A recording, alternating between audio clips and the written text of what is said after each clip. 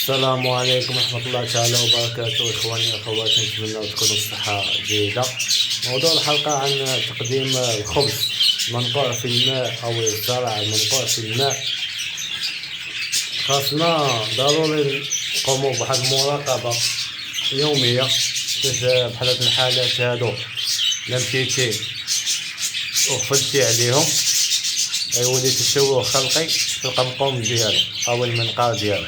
لهذا خاصنا ندخلو إخواني أخواتي ونحيدو ليه هاد الخبز اللي لاصق ليه في القمقم ديالو عن طريق منشفة وماء دافي نسردوهم ليهم ونتعاملو معاهم بلطف، حيت هما طيور ضعيفة شوية. نتعاملو معاهم بلطف يكون خير إن شاء الله، حيت إلا متدخلناش أخوتي غادي يولي تشوه خلقي أو عيب خلقي، فهمتي؟ يولي قمقم عوج شوية كيما نبغيوش.